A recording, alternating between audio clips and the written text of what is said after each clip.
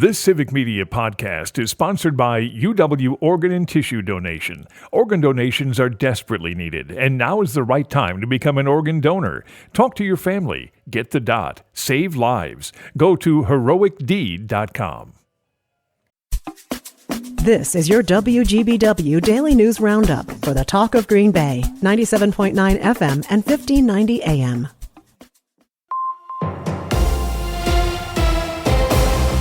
Civic Media News. I'm Terry Bell. Here's what Wisconsin needs to know. More families in Wisconsin are taking exemptions for routine childhood vaccinations than most other states. The state immunization program says about 85% of Wisconsin kindergarten students are up to date on their measles, mumps, and rubella shots. The national average is closer to 93%. A bail hearing today in Manitowoc in the case of a couple from Two Rivers charged in the death of her 3-year-old son, Elijah Vu. Manitowoc County District Attorney Jacqueline Labrie. While I will not comment further on the details of the case, I assure you that we remain committed to working with law enforcement to hold those responsible for his death accountable. Katrina Bauer is charged with chronic child neglect causing death and obstructing an officer. Jesse Vang is charged with child abuse and hiding a corpse. Wisconsin's unemployment rate is holding steady. The Wisconsin Department of Workforce Development says the state's jobless rate was 2.9% in September. Kamala Harris is warning Wisconsin supporters of what she calls the serious consequences if Donald Trump returns to the presidency, especially since the U.S. Supreme Court granted Trump broad criminal immunity. Just imagine Donald Trump with no guardrails, right? He who has vowed if reelected he will be a dictator on day one. Harris was in Milwaukee, La Crosse, and Green Bay yesterday. Groups are asking the Wisconsin Attorney General to look into intimidating text messages sent to young adults about voting around the state. Molly Carmichael is a recent college graduate and a member of the League of Women Voters. Right off the bat, I was pretty upset because I figured this was also going out to other people, maybe people who have never voted before and are excited to vote. Jay Heck of Common Cause says he thinks most won't fall for it. I think younger people, by and large, are less susceptible to some of this stuff that they see in the texts that they get because they're just more used to social media. The texts warn of fines or jail time for breaking election laws. Critics say the intent is to scare young people into not voting. I'm Terry Bell, Civic Media News. Here's what you need to know closer to home. For WGBW News, I'm Lisa Hale. Vice President Kamala Harris wrapped up a day of political events across Wisconsin Thursday with a visit to Green Bay. We know this election is about two very different visions for our country. One that is focused on the past, his, and ours that is focused on the future. Earlier in the day, Harris was in Milwaukee and La Crosse working to reach voters across a tightly contested swing state. The Manitowoc County District Attorney's Office filed charges against Jesse Vang and Katrina Bauer for the death of 3-year-old Elijah Vu, whose disappearance captivated the state and nation. DA Jacqueline Labrie. Jesse Vang is being charged with physical abuse of a child, repeated acts causing death, hiding a corpse, and obstructing an officer. Katrina Bauer is being charged with chronic neglect of a child, consequences death, child neglect, and obstructing an officer. Labrie said a bail and initial hearing will be held Friday. Fire danger is high across northeast Wisconsin today. The DNR is enforcing burn bans in many areas due to dry conditions caused by a lack of precipitation for the past month and drying vegetation this fall. The DNR's Amy Penn. This week we actually have had a couple fires started from mowing operations, so it has to be pretty dry before that can cause a wildfire. Visit the DNR's website to see the most recent fire danger dashboard. The shops at Oshkosh, also known as the Outlet Mall, just off of I-41, have been purchased by a company that's owned by Woodman's Corporation, a large grocery store chain headquartered in Janesville. Oshkosh City Manager Mark Roloff said the city doesn't know what the plan is for the site, but Woodman's has been looking at the area for about 5 years. There are 2 Woodman grocery stores in New Wisco, one in Grand Chute and the other in Howard. Packers Heritage has filed a lawsuit against the city of Green Bay to prevent the move of Packer Heritage Plaza. Packers Heritage Plaza features statues of Packers legends and is at the corner of Cherry and Washington in downtown Green Bay.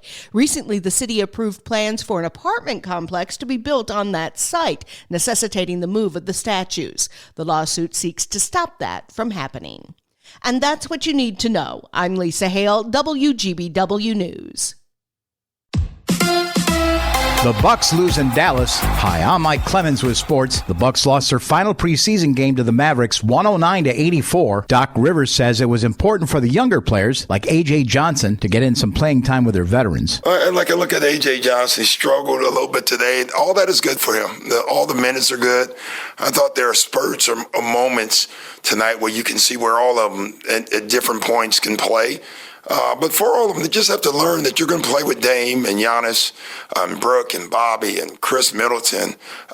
They all have to learn how to play with stars. The Bucs season openers next Wednesday night in Philly against the 76ers. College football, the Wisconsin Badgers head to Evanston to play Northwestern tomorrow at 11 a.m. On Sunday, the Packers host the Houston Texans. Rich Bisaccia asked, what does he like about their new veteran kicker, Brandon McManus? I mean, what's not to like? You know, he's got a lot of skins on the wall. He's been in a lot of pressure situations. He's had kicks in the Super Bowl. He's played in cold weather. He's played in hot weather. So he's had a lot of experiences kicking in a lot of different climates, in a lot of different places. And, he's been successful for a long time. So we're glad we got him right now. That's Packers special team coordinator Rich Bisaccia. With sports, I'm Mike Clemens. On your entertainment beat, I'm Pete Schwaba. Grey's Anatomy is in its 21st season, if you can believe that. How do you keep a show on the air that long? You change cast members, often to keep it fresh. Grey's has announced Sophia Bush will join the cast in a recurring role as a trauma surgeon. The One Tree Hill and Chicago PD actress will make her first appearance this season in episode 6. Bush has also been busy with a One Tree Hill sequel, which is in the works. In yesterday's beats, I mentioned that Al Pacino almost didn't get the part of Michael Corleone in The Godfather, and then was in constant fear of being replaced by the studio. More from Al Pacino's memoir, which is about to hit shelves, or iPads, has Pacino sharing that between takes while filming the opening wedding scene, he and co-star Diane Keaton were laughing at how they thought they were ruining their careers by doing the film. They both agreed they were part of the worst movie ever made. Al was eventually in the worst movie ever made, but it wasn't until 2011, and it's called Jack and Jill. Sonny Boy, a memoir, is available October 22nd. Bad news from the world of pop music, as One Direction's Liam Payne died after a fall from a third-story balcony in Buenos Aires, Argentina, according to The Hollywood Reporter. Payne was discovered while performing in front of Simon Cowell on the show The X Factor, which led him to the band One Direction. Liam Payne was just 31 years old. Saturday Night Live's 50th season is off to a roaring start. A little extra hype thanks to the movie Saturday Night, which tells the story about the moments leading up to the first broadcast of the show in 1975, is probably not hurting. The show's October 12th episode drew its highest ratings in over 3 years with host Ariana Grande and musical act Stevie Nicks. NBC reports that the show pulled in over 5.5 million viewers for the actual episode and a true 516 million views on social media. The first show of the season, featuring Gene Smart as the host and Jelly Roll, brought in the biggest numbers for a season opener since 2020. 50 years is not a bad run. Headed to the theater this weekend? Only a few films open in wide release, but 2 of them are re-releases. The first one is Back to the Future Part 2, starring Michael J. Fox. Many people think the second installment was better than the original and is much better than the third one. The film is being released in honor of its 35th anniversary. Another re-release hitting the screens this weekend is Hocus Pocus. The 1993 film stars Bette Midler and Sarah Jessica Parker. Although critics were lukewarm on it initially, it did very well with audiences and has great performances by its cast. If you're up for some scares, check out Smile 2, yet another horror film that is, so far anyway, critically acclaimed with an 82% on Rotten Tomatoes. And if you're lucky enough to live in a town where a theater is showing Goodrich, you can check out some good old-fashioned comedy drama starring Michael Keaton. The film is not yet reviewed, but could be the perfect recipe if you're tired of being freaked out all month. Let's go to the movies. For more showbiz fun, tune in to Nightlight with me, Pete Schwaba, weeknights from 6 to 8 p.m. on the Civic Media Radio Network. Mostly sunny and still a little breezy today. We'll get to the upper 60s for a high this afternoon. Tonight, mostly clear with a low dropping into the low 40s. Tomorrow, partly cloudy, high in the upper 60s to near 70. Then by Sunday, sunshine with a high back into the mid to upper 70s. I'm meteorologist Sean Cable. Outside now, it's 46. That's your WGBW Daily News Roundup from Civic Media. Subscribe to this podcast on Spotify, Apple, or wherever you find your podcasts. Find more news at WGBW.FM.